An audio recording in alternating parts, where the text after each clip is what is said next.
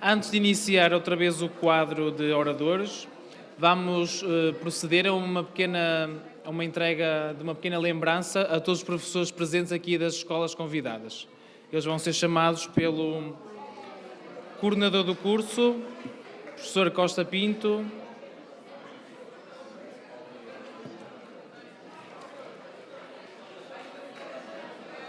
Ora, só uma palavra muito breve. Vocês sabem que, ao longo da história da filosofia, até hoje, nenhum filósofo morreu rico. Portanto, vocês, se querem ser filósofos, convençam-se que, se é para pensar morrer ricos, tirem o cavalinho da chuva que nos chegam lá. O grande Spinoza, que é um grande filósofo, da era do racionalismo, posterior a Descartes, alimentava-se de bolachas e de leite e tinha um passatempo que não era com PlayStation nem nada disso, era um passatempo muito ecológico. Ele, no intervalo das suas meditações metafísicas e dos seus escritos, tinha lá no gabinete onde trabalhava bastantes teias de aranha, então apanhava algumas moscas, punha-as na teia de aranha e depois distraía-se calmamente a ver aquela luta entre a aranha e a mosca, até que a aranha vencia a mosca. Portanto, nem sequer gastava dinheiro nos passatempos. Ora bom. Ai, Carlos. Por isso mesmo é que também nós agora vamos dar uma pequenina lembrança, quer aos palestrantes, quer aos professores que acompanharam estes simpáticos alunos. É uma lembrança, é um símbolo de gratidão, não é pelo valor em si, a não ser há aí um livro que eu vou dar aos professores que tem muito valor, porque é a minha tese de doutoramento. Bom, e, portanto, vão ser aqui chamados, um por um, e depois ser-lhes entregue o diploma e uma pequena lembrança.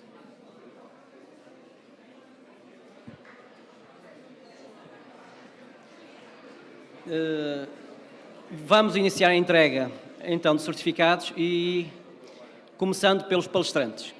Ora, o primeiro chama-se Eugênio Oliveira, que sou eu, portanto. Muito bem. Muito prazer.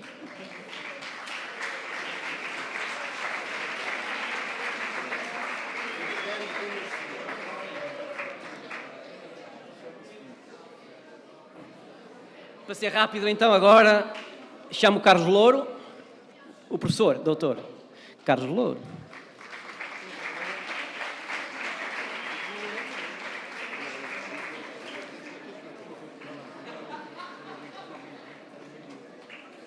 A seguir,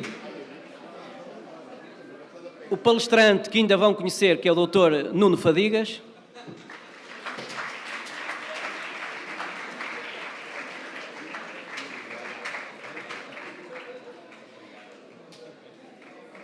E o professor Artur Galvão, que também vão conhecer.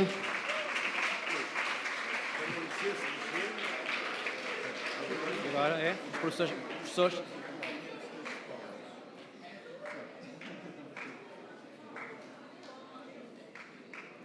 De seguida, os professores acompanhantes das escolas aqui representadas, e vou chamar então o professor Rocha, do Dom Diogo, Manuel Rocha Pereira. Não está? Alguém que possa representar?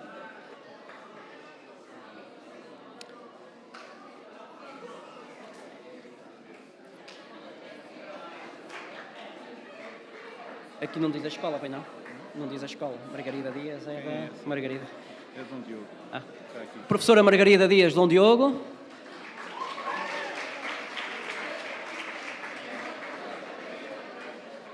Chamo agora a professora La Salette. do externato Infante Dom Henrique.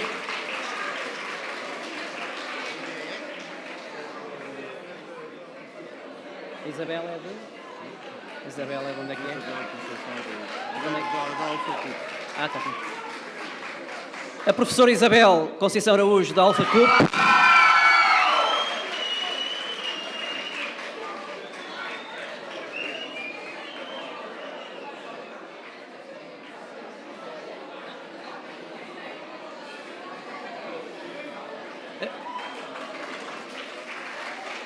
Agora chama a professora Raquel do INA.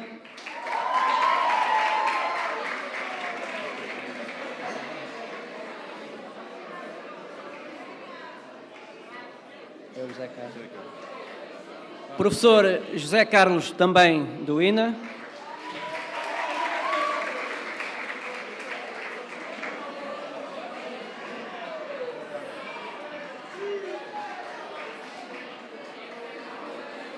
A professora Diolinda Ferreira, da Escola Secundária Alberto Sampaio.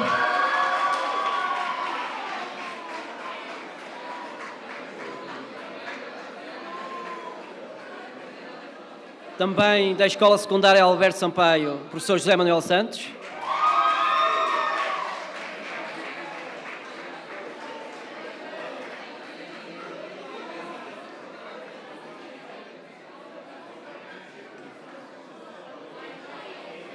Agora chamo o professor Pedro Louçano, que já foi embora, vem aqui a professora Joana receber, do Colégio João Paulo II,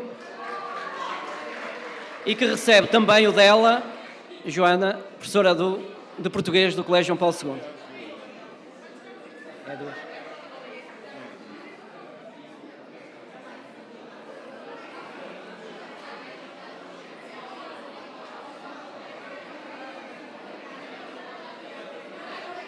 E como os últimos são os primeiros, chamo a professora Maria Adelaide, da Escola Secundária de Massebinho.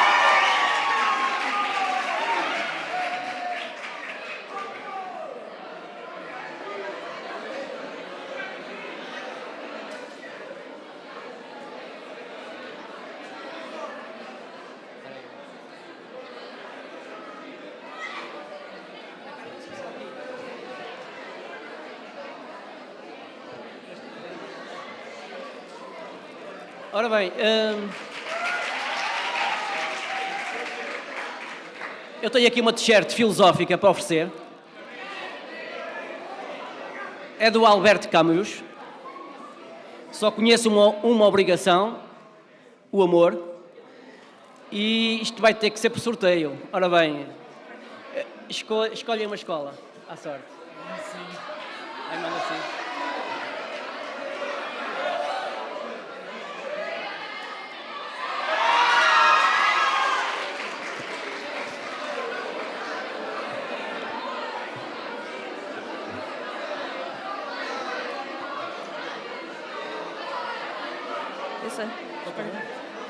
Vamos agora prosseguir com as palestras. Chamo ao palco Nuno Fadigas para falar sobre filosofia e direitos humanos.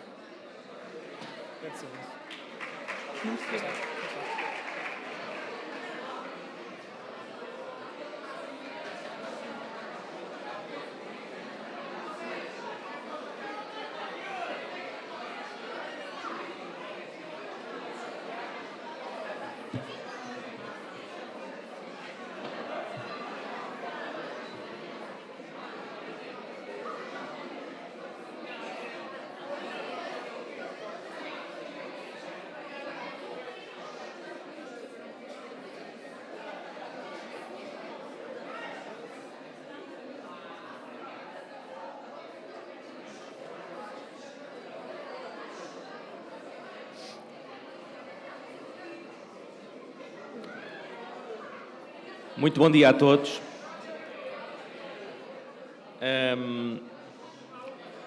Eu, antes de mais, queria dizer que, muito provavelmente, este será, digamos, das intervenções mais anárquicas que alguma vez fiz, pela simples razão de que, nos últimos dias da minha vida, tenho conhecido uma indistinção entre o dia e a noite. Eu confesso que já não sei muito bem o que isso seja, porque tenho lá em casa um ser que também tem direitos humanos, naturalmente, e que é um bebê apenas com 3 semanas, e portanto que...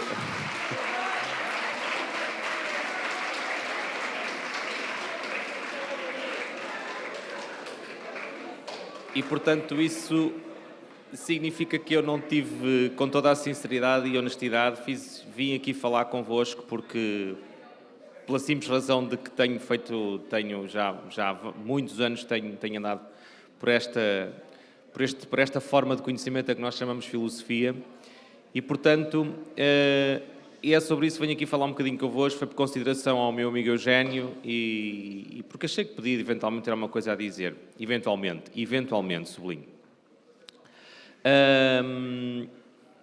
Direitos humanos, filosofia, parece que é uma daquelas coisas que direitos humanos estamos todos cansados de ouvir falar de direitos humanos, não é? Estamos a falar de uma declaração de 1948, continuamos a falar de direitos humanos, continuamos a ver, ainda há dias, a propósito da questão está-se a discutir agora a questão da adoção por casais homossexuais, e ainda há dias ouvi na televisão que há países onde a homossexualidade ainda é punida com pena de morte. Aparecia um mapa assim a vermelho.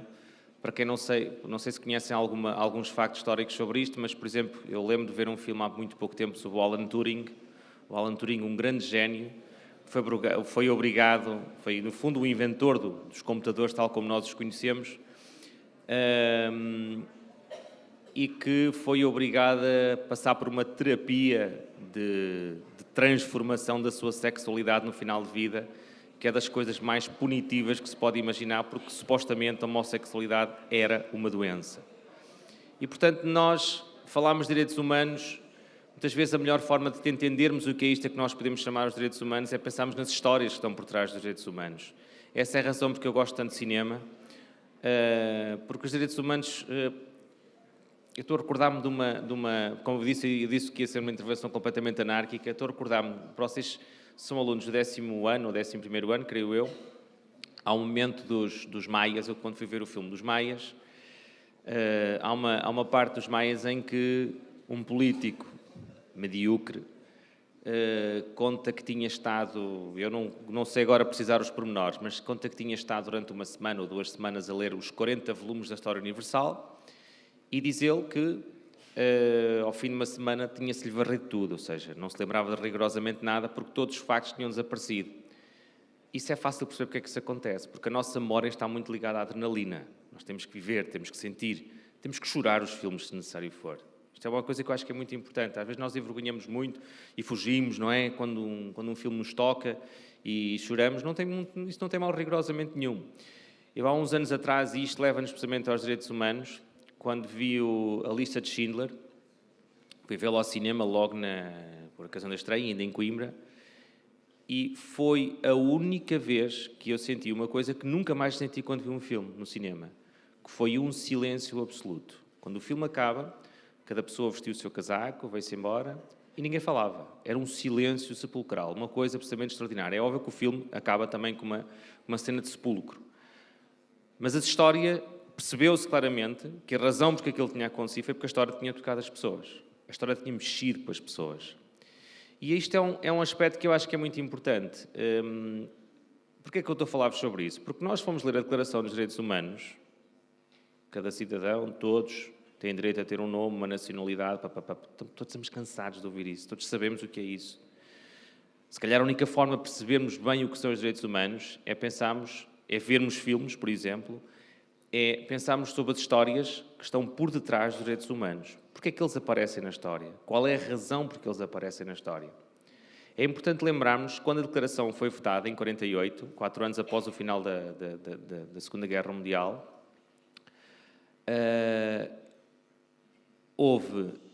eu tenho aqui, já não me recordo dos factos, mas sei que eram 48 votos a favor, 8 abstenções e não houve nenhum voto contra. Nenhum voto contra a Declaração Universal dos Direitos Humanos. 8 abstenções e 48 votos a favor. É muito fácil perceber o que é que isto aconteceu.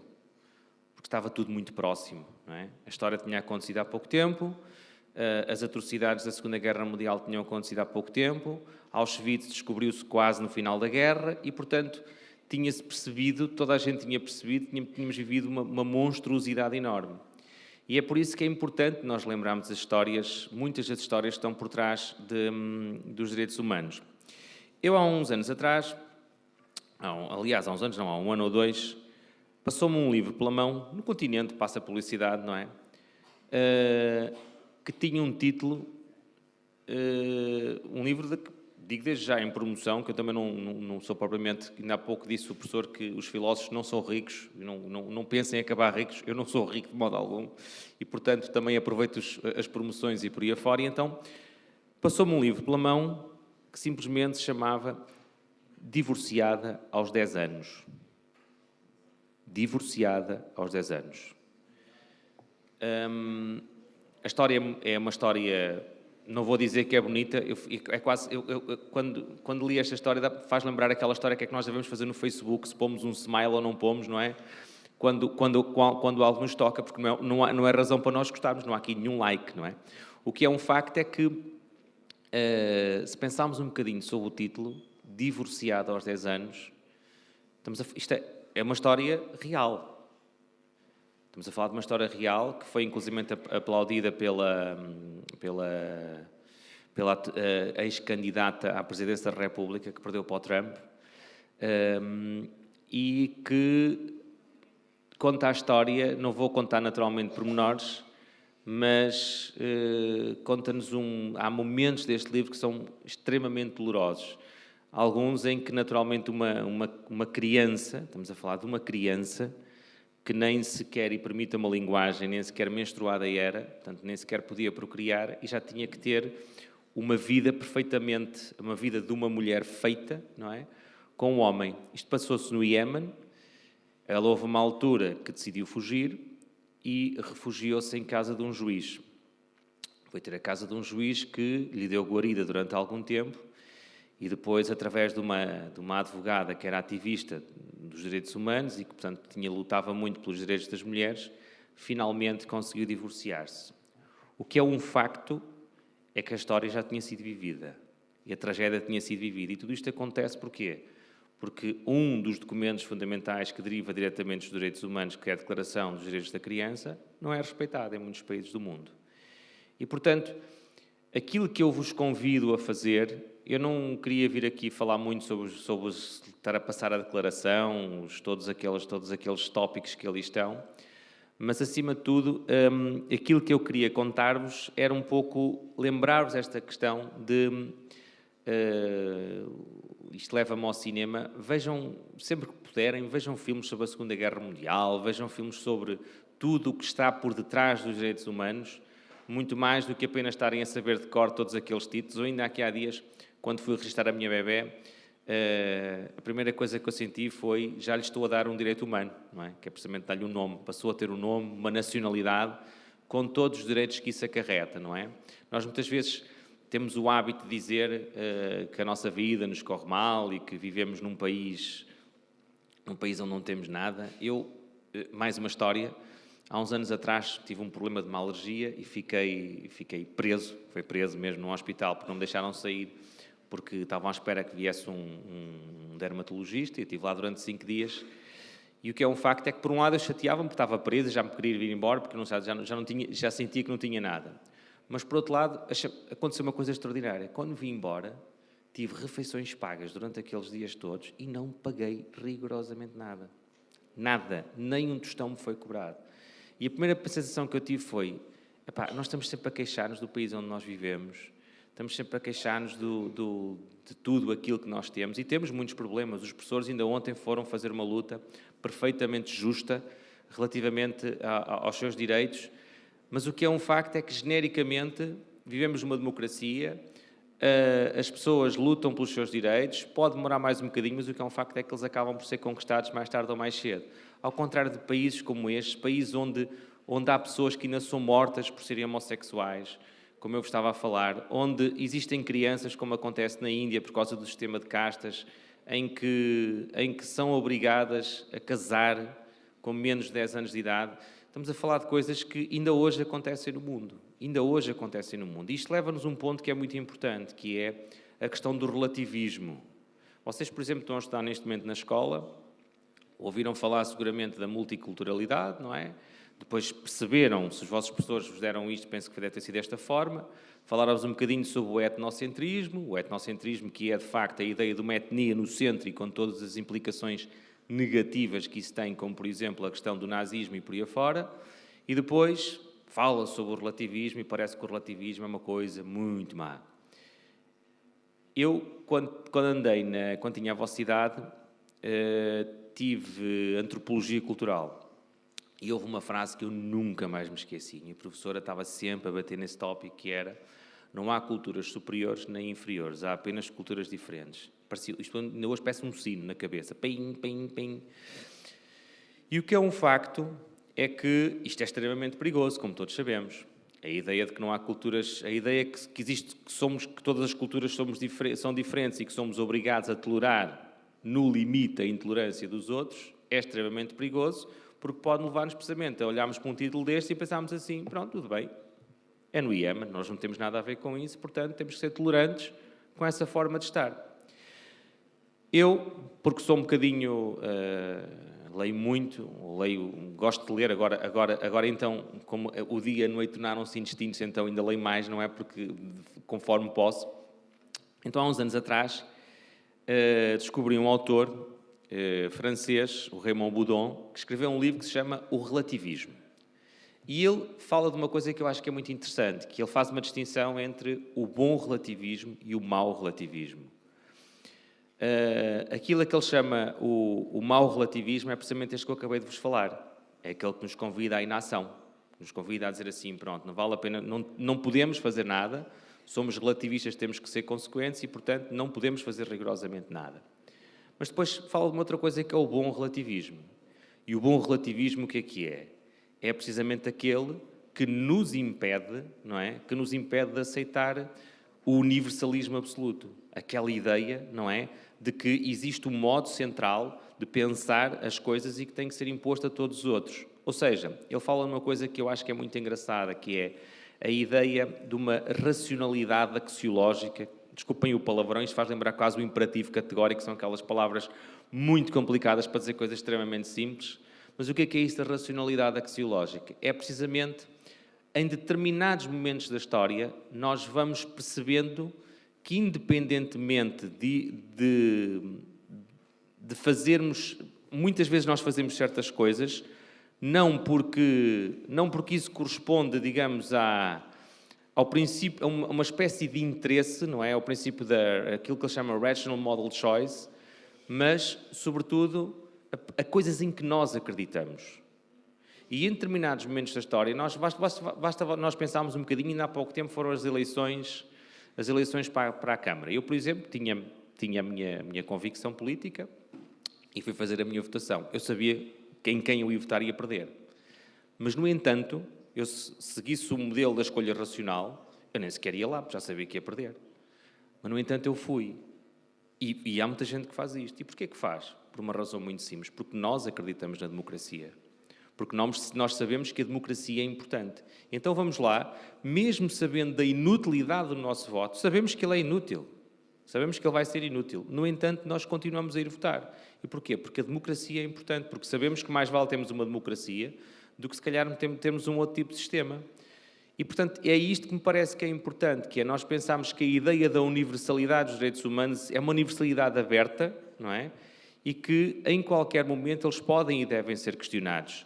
Mas, se nós entendermos que o enraizamento que eles têm é precisamente naquilo que, num determinado período da história, fez sentido e ainda hoje continua a fazer sentido, muito mais do que lermos apenas aqueles documentos e aqueles princípios todos seguidos de uma forma muito básica, não é?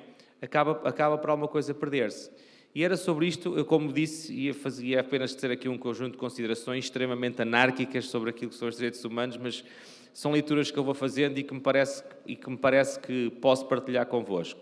Gostaria apenas, há pouco o meu amigo Eugénio falou aqui sobre a questão do Lumarinov e o mais Platão, menos Prozac, e a importância que a filosofia tem para mudar as nossas vidas.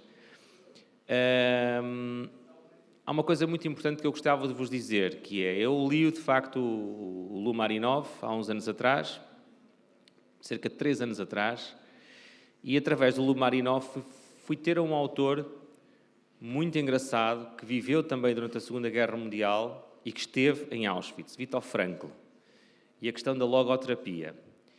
E uma das coisas que eu achei muito interessante, o Viktor Frankl, inclusive, é citado pelo Peter Singer e, portanto, sobre a questão do sentido da vida.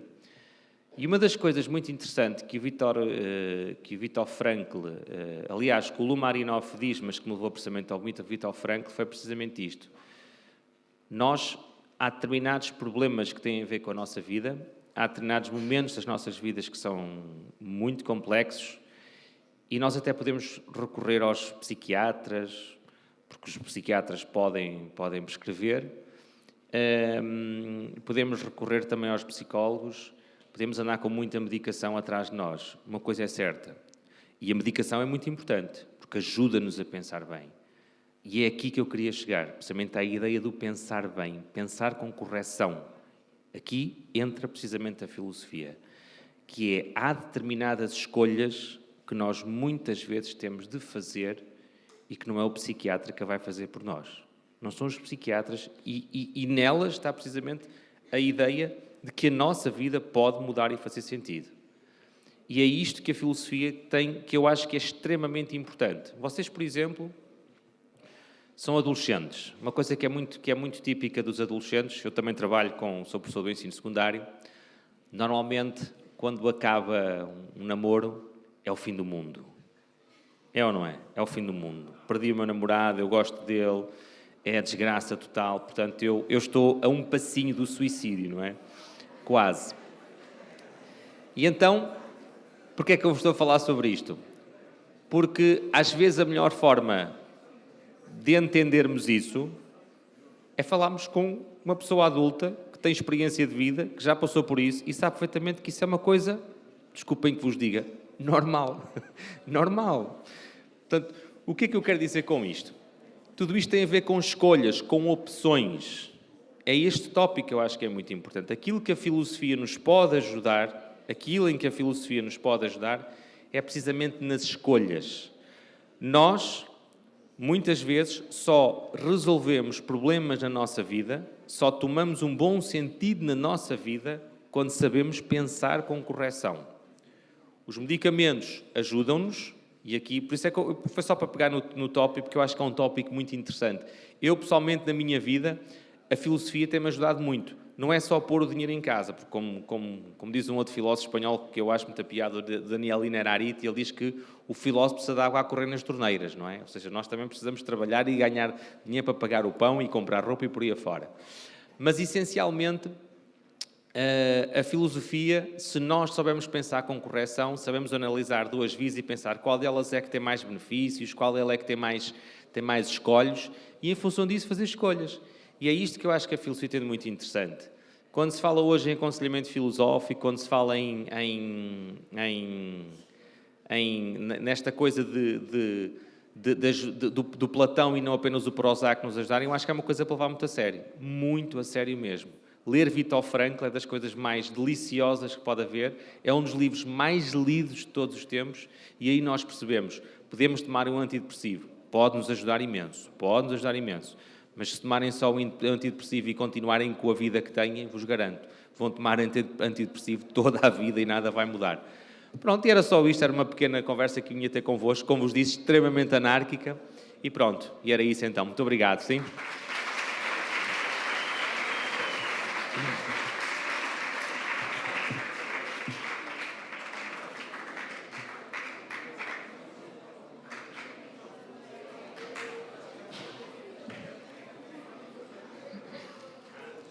Vamos passar agora a palavra ao Arthur Galvão para falar do maldito quadrilátero, o caso do achismo.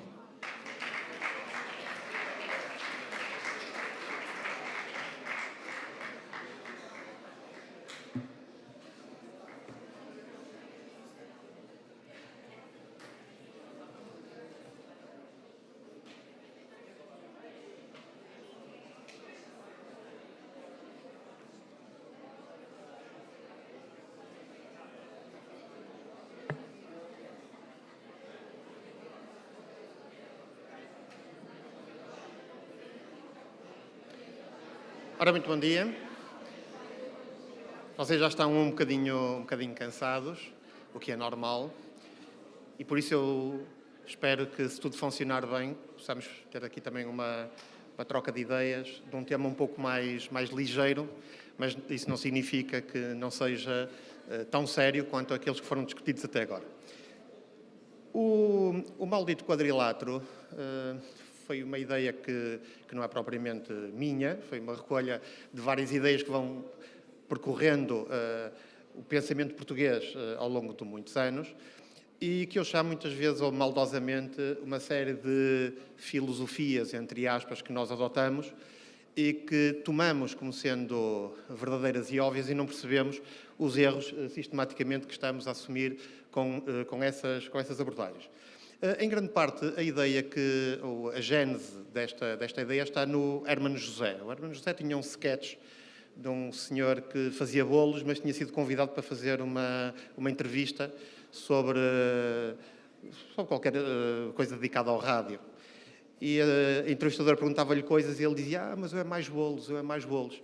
Porquê é que não convida o Nuno Rogério, que ele sabe de tudo? Bom, e essa ideia ficou-me sempre um bocadinho presente. E, de facto, o maldito quadrilátero é o quadrilátero que rodeia a tudologia. Isto é, a ciência que parece que hoje nós, na sociedade ocidental, temos que dominar.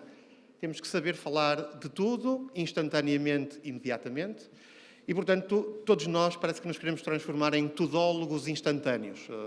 O público, há uns anos atrás, tinha uma coleção que era os filósofos instantâneos, a arte instantânea, e nós agora parece que também somos tudólogos instantâneos.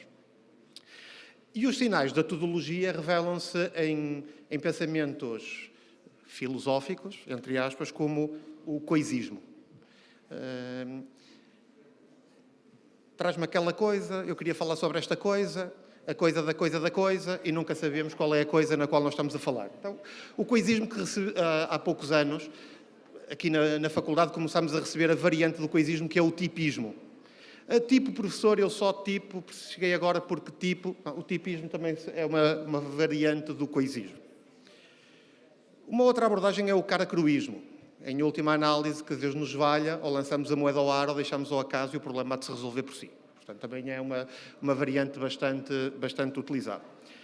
Uma das que eu gosto mais é o tostamistismo, tecnicamente conhecida por sincretismo, o horror ao compromisso, o horror à reflexão, o horror a fazer uma avaliação e tomar uma posição.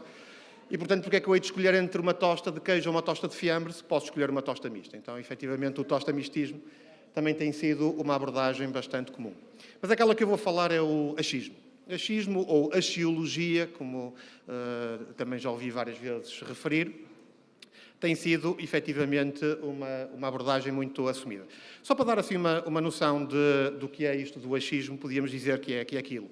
A exposição ou argumentação ou um conjunto de ideias que se baseia apenas na subjetividade ou na opinião pessoal.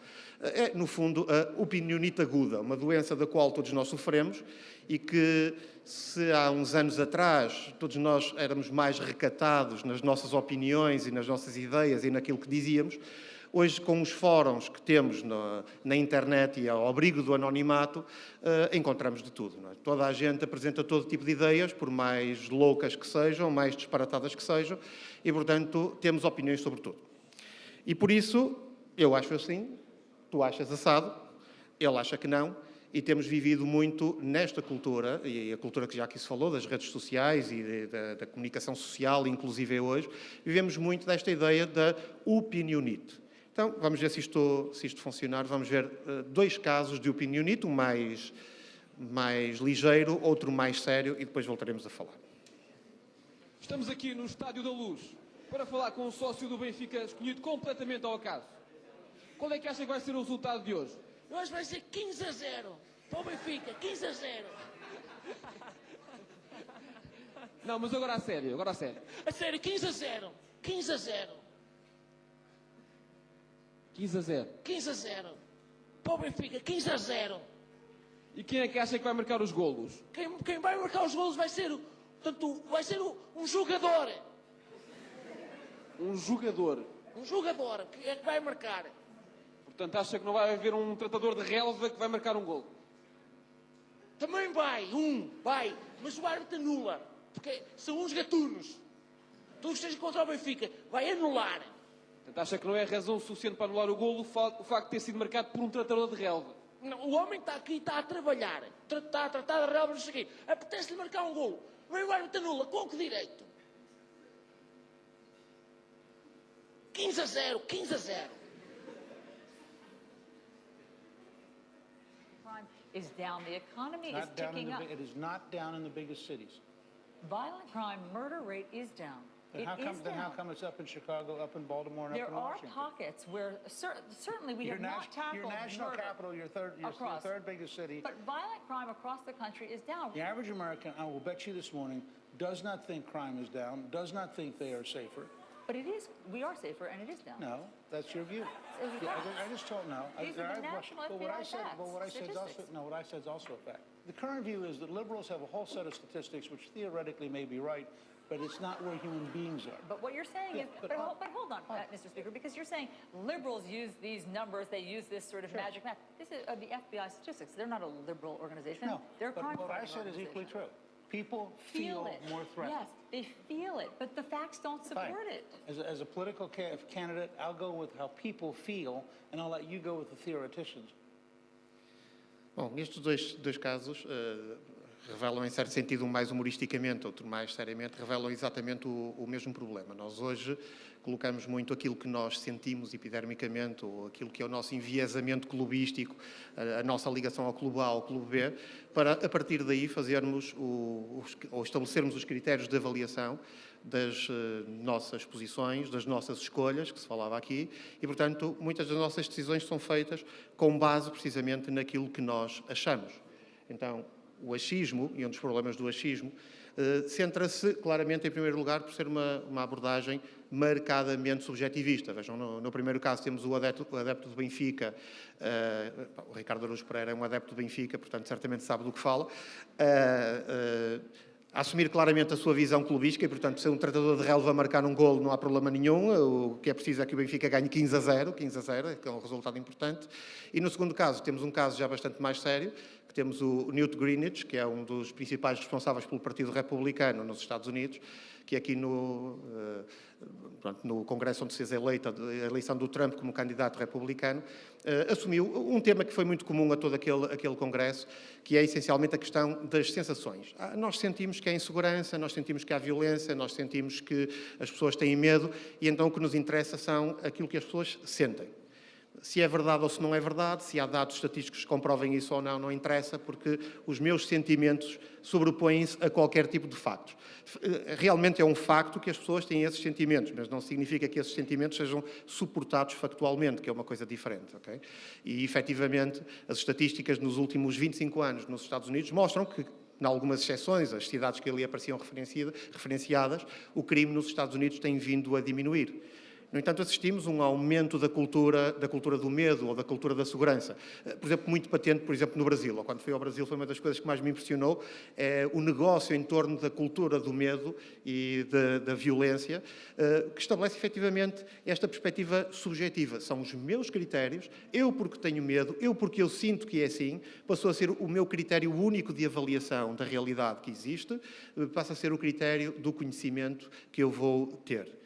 Isso leva-nos, naturalmente, a uma perspectiva bastante marcada pelo emotivismo, isto é, vivemos hoje muito epidermicamente marcado pelas nossas sensações, pelos nossos sentimentos de insegurança ou pela nossa sensação ou convicções subjetivas de que isto vai ser assim.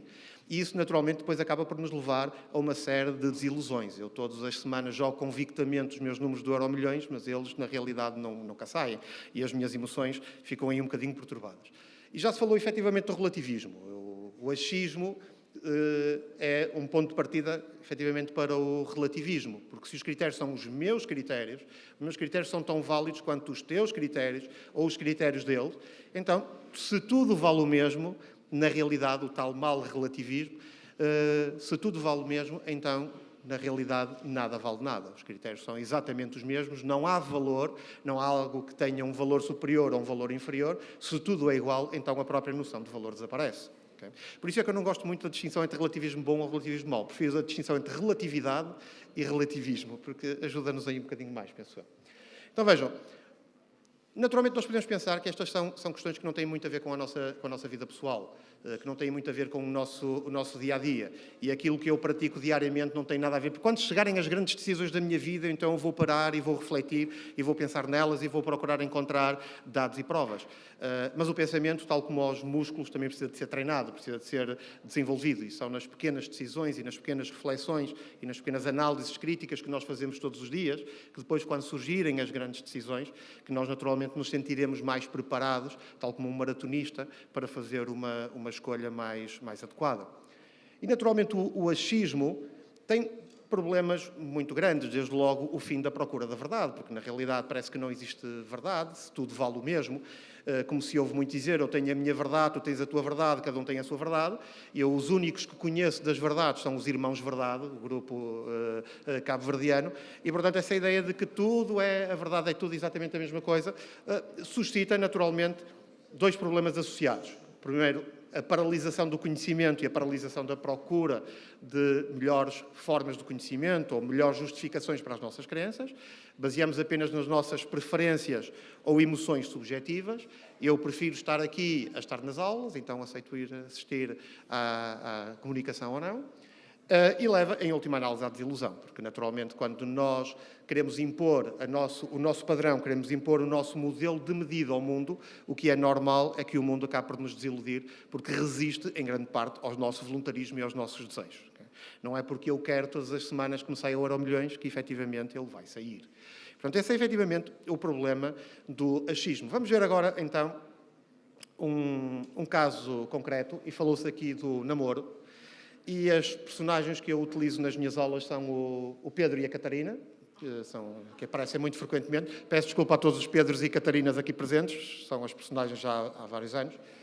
E o que nós nos encontramos aqui é com uma situação que envolve uma dimensão do achismo que, se calhar, pode também já ter ocorrido nas vossas vidas e, por isso, poderá ser mais fácil para vocês perceberem como o achismo é problemático.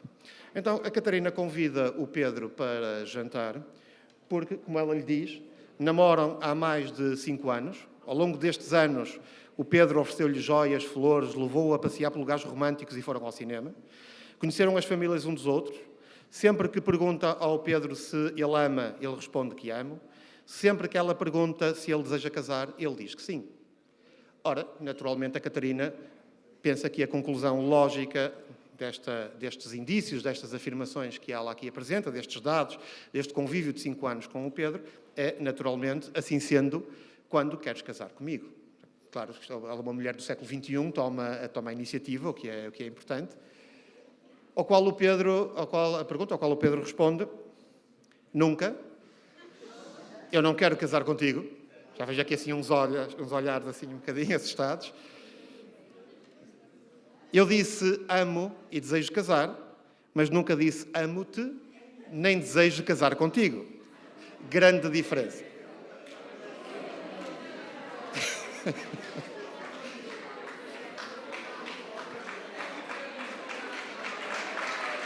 Para o Pedro ou para a Catarina?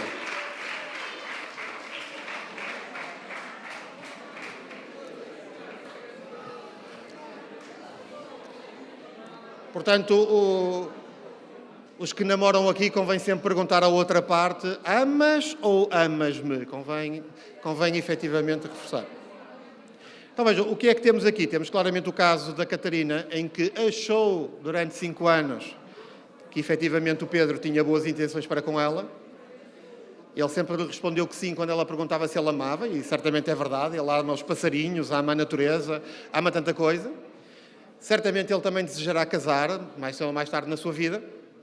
A questão é se se ama e se deseja casar com a Catarina.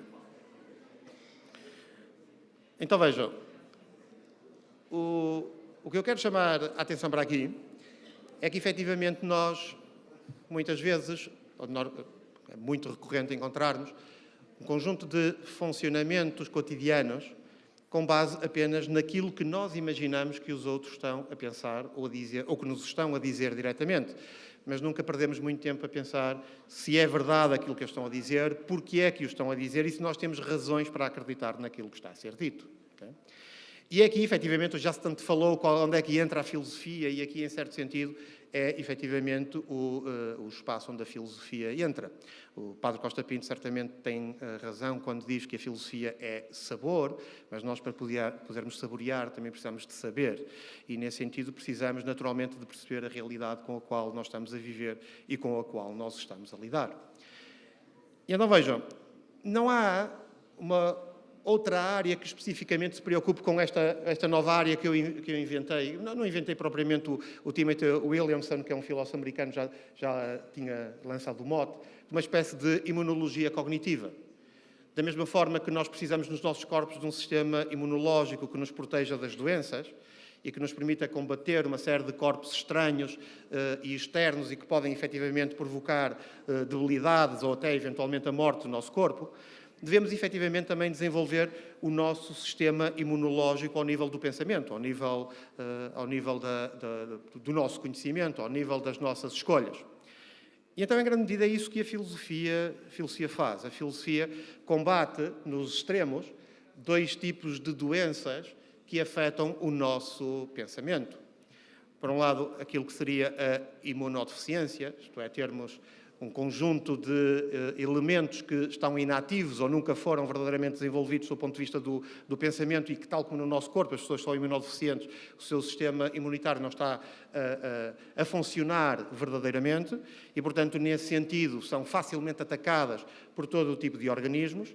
E aqui acontece exatamente a mesma coisa no nosso pensamento. Se nós não exercitamos um pensamento crítico, se nós não exercitamos um pensamento reflexivo, se a Catarina durante 5 anos nunca se lembrou ou nunca percebeu a importância de perguntar ao Pedro: mas tu amas ou amas-me?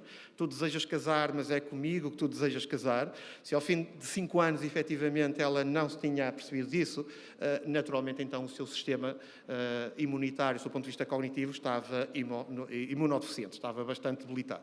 Esse é o problema do dogmatismo acrítico. Vejam que é o porque sim e o porque não que nós ouvimos recorrentemente. Porquê é que fazes isto? Porque sim. Porquê é que não fazes aquilo? Porque não. Okay?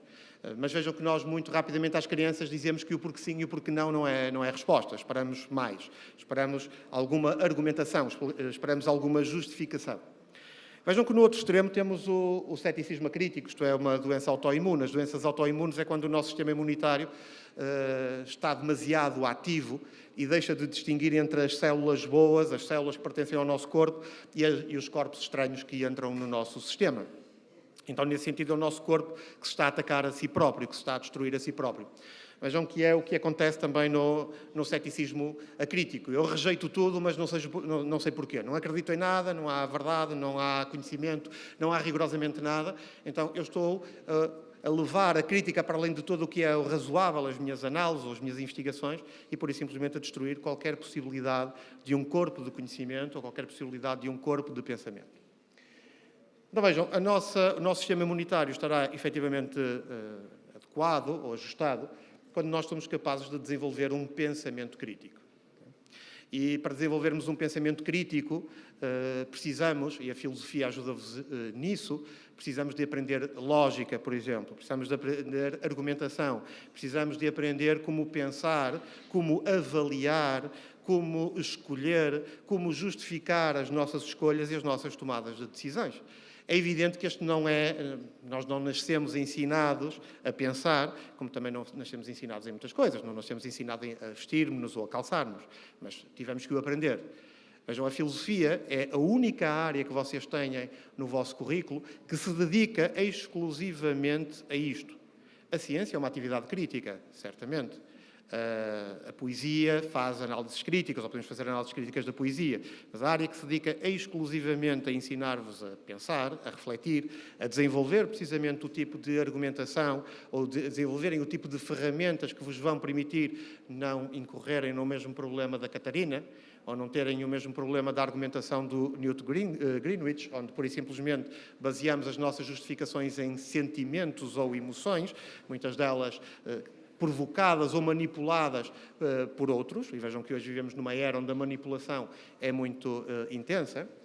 Efetivamente, se nós não desenvolvermos o nosso sistema imunitário para a nossa mente, então, efetivamente, nós vamos sofrer. E vivemos numa espécie de lamaçal ou de confusão, e é esse o problema que eu me deparo normalmente quando tenho que começar as aulas com os meus alunos de filosofia do conhecimento, é efetivamente eles não perceberem para que é que a filosofia do conhecimento existe ou para que é que serve. Então, estes casos muito práticos procuram mostrar que, efetivamente, é aquilo que vamos aprender nas aulas de filosofia que nos ajuda a sair um bocadinho do lamaçal, da confusão, da manipulação na qual normalmente nós estamos envolvidos. E, nesse sentido, termino com Tucídides, que estabelecia na oração de Péricles, Péricles estabelecia uma distinção entre os atenienses e os espartanos e dizia: na verdade, temos isto de diferente em relação aos outros povos. Nós, atenienses, temos de diferentes relativamente aos espartanos. Somos resolutos, por um lado, e, por outro, refletimos naquilo que vamos tentar fazer, enquanto outros homens têm a coragem que a ignorância lhes traz. Ou seja, o que Péricles e Tucídides retrata é que a ignorância é extraordinariamente audaz. E muitas das afirmações que nós encontramos nos Facebooks, nos YouTubes, etc., são claramente expressões da audácia do ignorante, de quem não reflete, de quem reage imediatamente e reage epidermicamente, fala de uma forma instantânea, sem perceber daquilo que fala, sem perceber porque é que está a dizer aquelas coisas. Então, a minha sugestão final é que, se vocês ingerem os bífidos ativos para melhorarem a vossa flora intestinal ou para melhorarem os vossos sistemas imunitários, então a filosofia também serão qualquer coisa ativo, não serão propriamente bífidos, mas um pensamento ativo que é preciso desenvolver para que os vossos sistemas imunológicos estejam claramente em funcionamento. Muito obrigado pela vossa vinda aqui e pela paciência.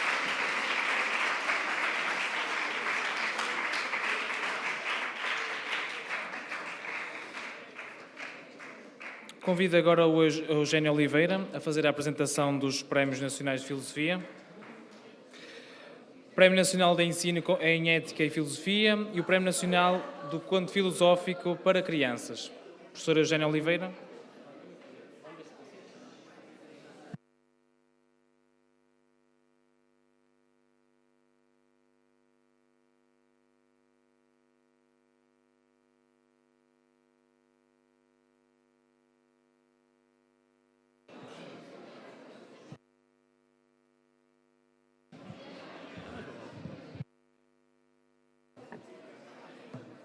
Ora, estamos no culminar, portanto, quase a terminar esta manhã de comemoração do Dia Mundial da Filosofia.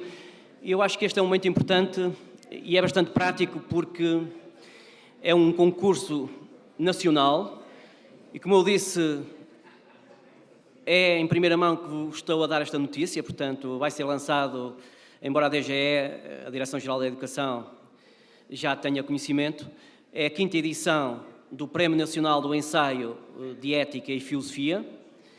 E este ano está subordinado a um tema que foi falado pelo professor Carlos Louro, da inteligência artificial, e tem a ver então com esta questão dos robôs, se realmente um dia poderão ser eles os cidadãos do futuro.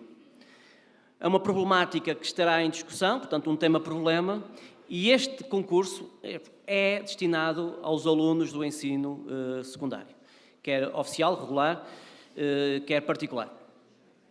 Nos outros anos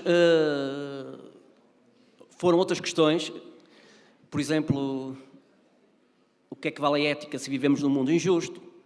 A do ano passado, estamos sós nas redes sociais, usamos as redes sociais porque estamos sós porque usamos as redes sociais.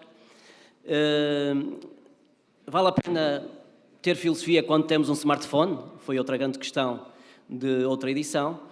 E, portanto, esta 5ª edição leva a uma reflexão, olha, que esteve agora também na Web Summit em discussão, foi a questão da inteligência artificial e dos robôs. Aliás, já existe, como vocês sabem, ouviram falar no telejornal, uma robô considerada cidadã, e é a primeira cidadã considerada cidadã também do mundo. Ora bem, vocês têm aqui uma possibilidade de ganharem um prémio um prémio monetário para o primeiro classificado de 200 euros e para uma menção honrosa, segundo lugar, 100 euros. Mas o mais importante deste prémio nem é a questão monetária. Aliás, há 3 prémios em filosofia a nível nacional. Este é o único que tem algo diferente, que é a publicação, todos os anos, dos ensaios vencedores. Para além dos 2, do vencedor e da menção honrosa, colocamos ainda mais 2 ou 3 que consideramos que têm qualidade para ficarem publicados em livro. Este é do ano passado, Sentir a Verdade e a Razão foi outro, Racionalidades foi outro, e Emocionalidades, outro livro, e, portanto, já vamos para o 5º livro que estamos obrigados a publicar, não só por causa do prémio que temos que atribuir, e será depois entregue em cerimónia pública nas escolas dos alunos vencedores, já com o livro pronto, isto no mês de junho. Até o dia 30 de abril podem enviar ensaios, as escolas também recebem, digamos, o cartaz e o regulamento, e vocês podem se candidatar através da produção, da elaboração de um ensaio, está bem? Eu é que não consigo pôr o vídeo, senão, deixa-me ver se eu consigo. Para verem os vossos colegas,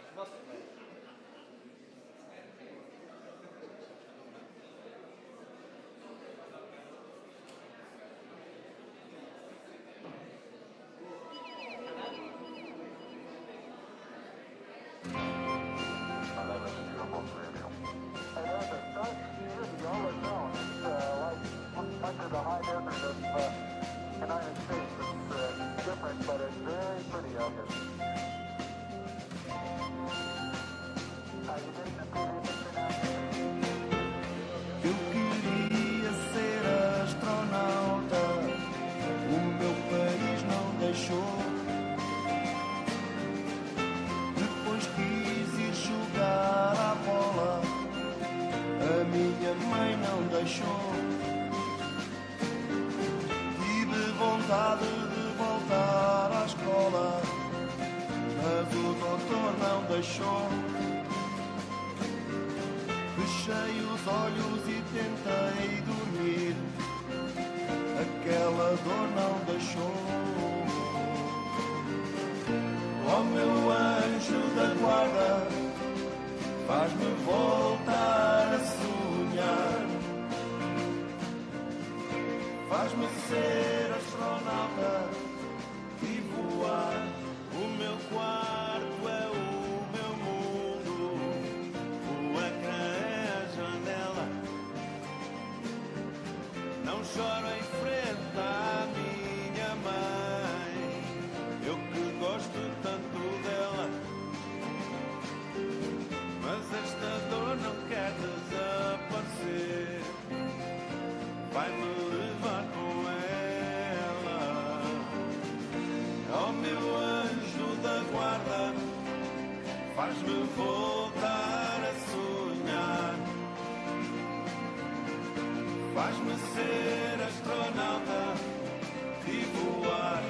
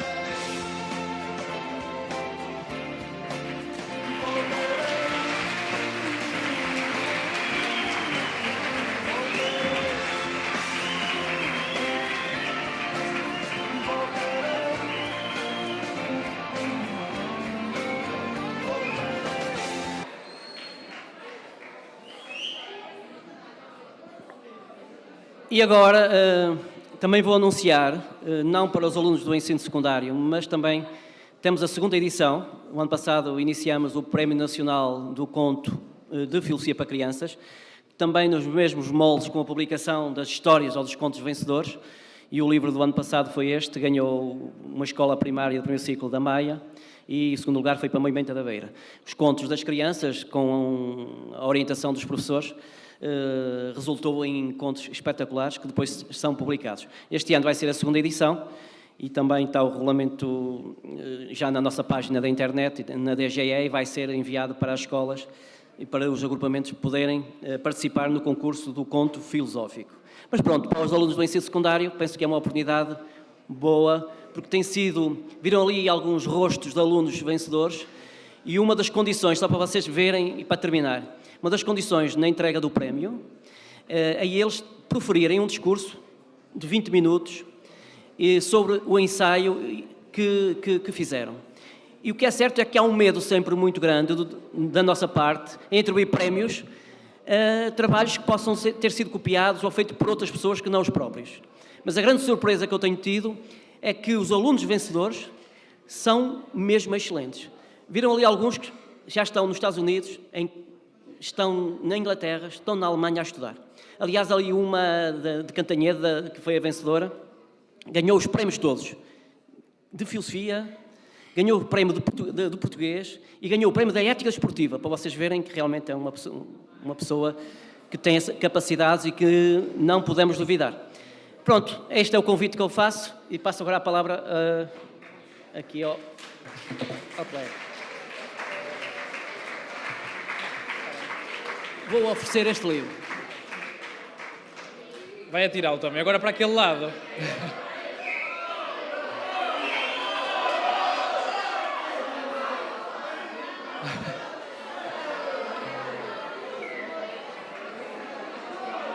Estamos mesmo na reta final. Eu sei que vocês já estão um bocadinho cansados, é normal. Mas vamos já terminar. Agora o professor Carlos Moraes vai fazer uma pequena apresentação de um vídeo sobre a filosofia na Faculdade de Filosofia e Ciências Sociais.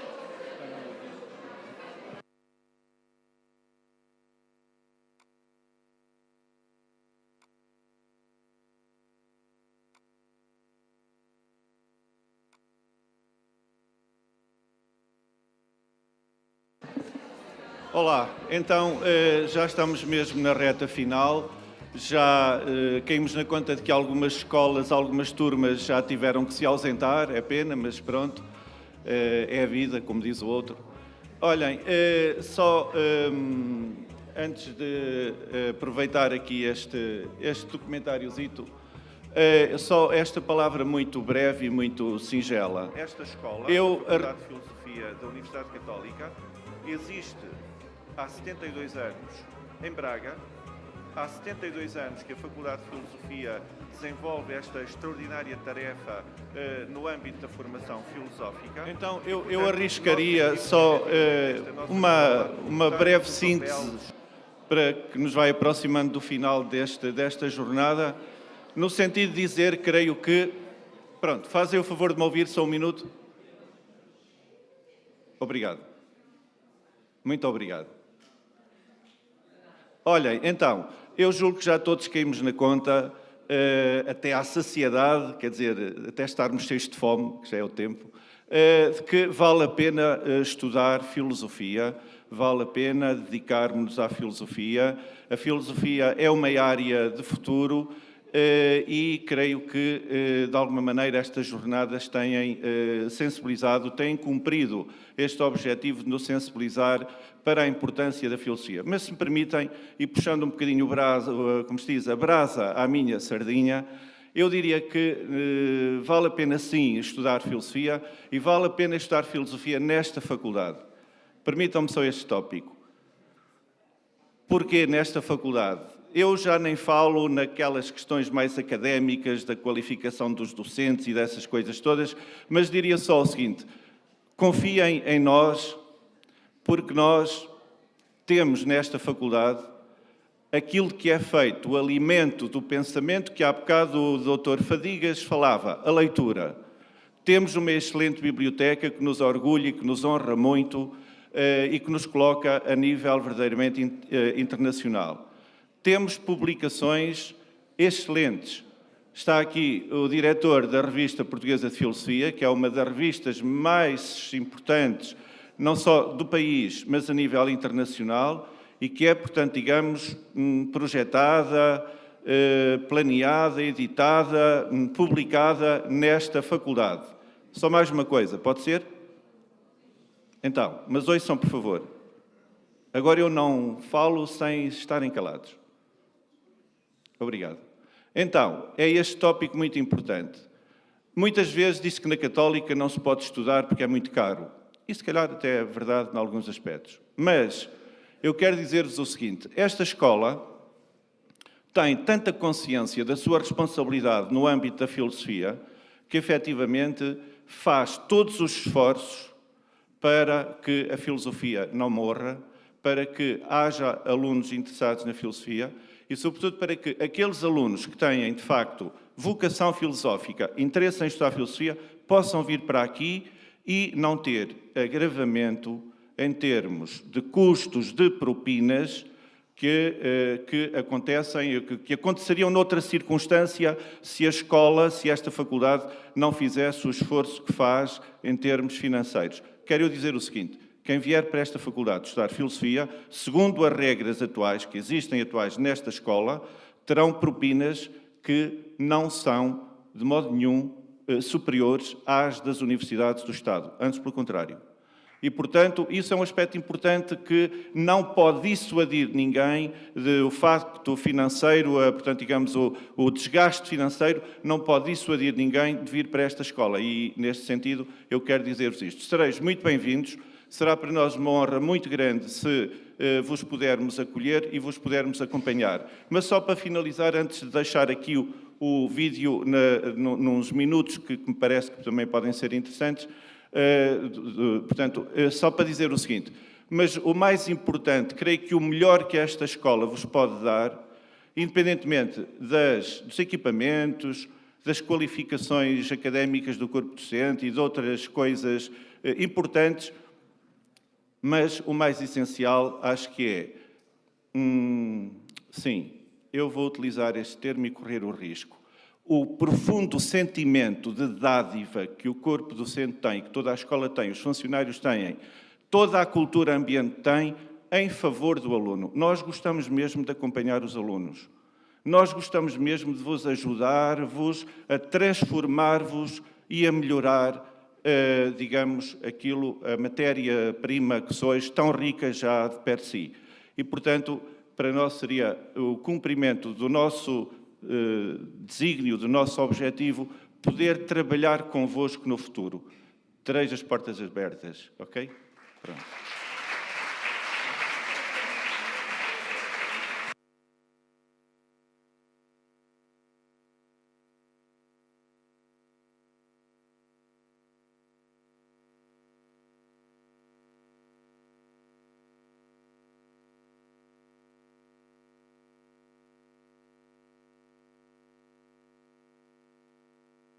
É muito interessante, porque começam a acender o cachimbo. Síntese, quer dizer, é um resumo, quero dizer, de edições já anteriores, precisamente da comemoração do Dia da Filosofia nesta faculdade.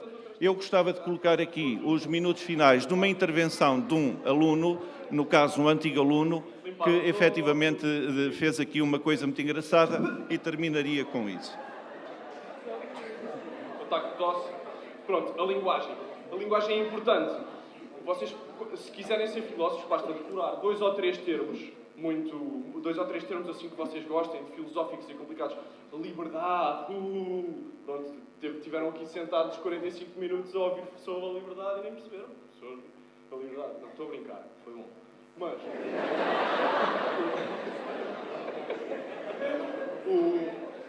também há uma coisa muito importante, que é, podem tentar decorar alguns termos em alemão.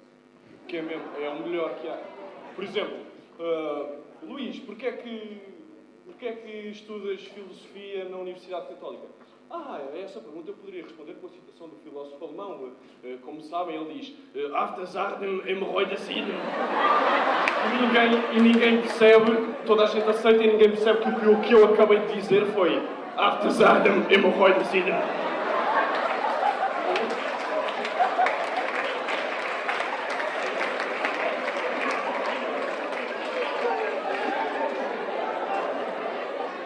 a última técnica, e já estou atrasado, a última técnica de todas é inventar. Já houve 1000 filósofos que falaram sobre 1000 assuntos. Ninguém vai perceber que vocês inventaram o nome de um filósofo e que inventaram uma citação. Portanto, Luís, porquê é que estudas filosofia na Universidade Católica? Porquê é que é bom estudar filosofia? Como é que provas isso?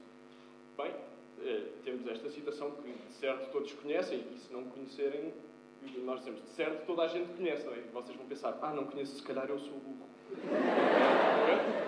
De certo todos conhecem a citação, estudar só filosofia. Onde?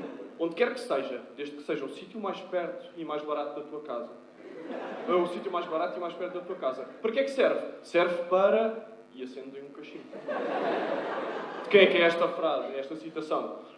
Friedrich von Fritzenwalden, no seu livro Sem Filosofia Sou Ignorante. Impecável.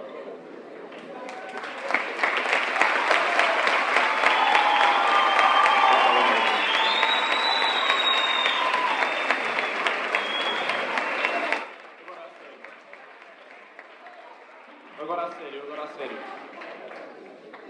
Bem, assim em 2 segundos, a filosofia serve para eu começar a fazer perguntas. Para eu fazer 2 perguntas que normalmente não faço. Quer dizer, faço quando sou pequenino, tenho a idade dos porquês. Porquê? É tudo. Depois quando fico adolescente, que é a vossa idade irritante, que é porquê? Porquê é que eu tenho que fazer isto? Não mandas em mim, faço o que eu quiser.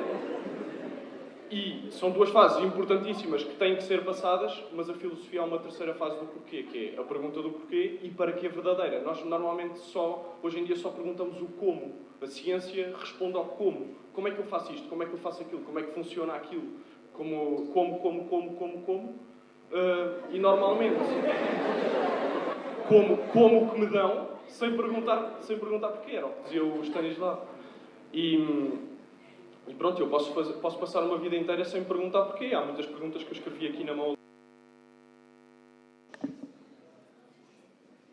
Desculpem, se quiserem ver o resto, vão à nossa página do curso, que está lá depois o documentário completo, que vale a pena ver. Obrigado.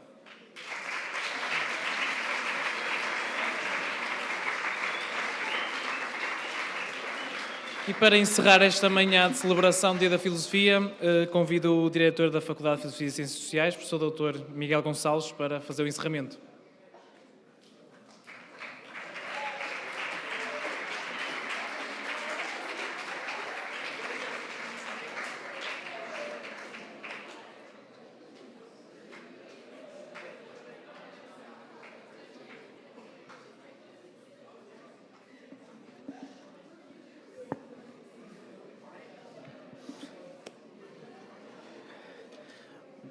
Bom dia e mais alguns minutos a todos.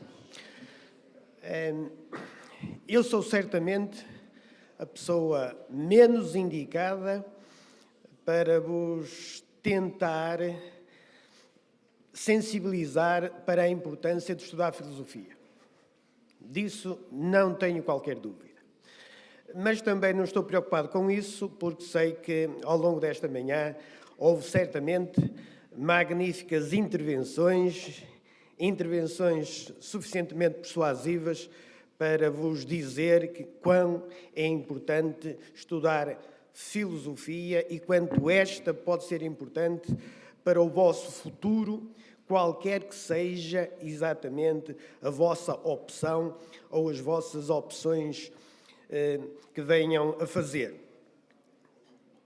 E, se me permitem apenas uma brevíssima nota, sabem que nas próximas décadas o mundo continuará a ter grandes mudanças, e nomeadamente ao nível até daquilo que são as profissões que hoje estão quase canonizadas.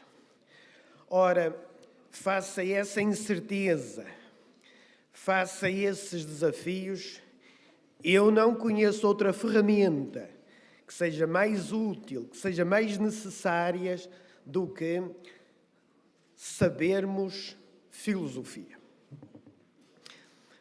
E daí que, embora pareça não estar na moda, certamente é por não estar na moda que vai continuar a ser útil e que vai continuar a ser estudada e certamente por muitos de vocês. Assim sendo, eu tenho uma enormíssima honra e até o faço com alguma emoção por estarmos a levar por diante uma prática que se traduz em mais uma edição da celebração deste dia e é uma prática que, se na Casa da Sabedoria não fosse feita, é caso para perguntar quem o iria e quem o deveria fazer.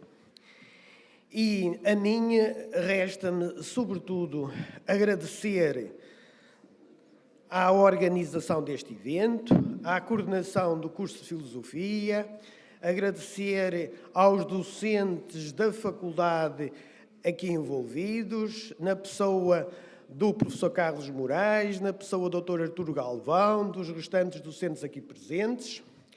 Agradecer ao nosso parceiro institucional, na pessoa do Dr. Eugénio, da Associação Portuguesa de Ética e Filosofia Prática, que na realidade, por todo o seu dinamismo, pelo seu impulso, e haveremos de falar sobre coisas de filosofia nos próximos dias.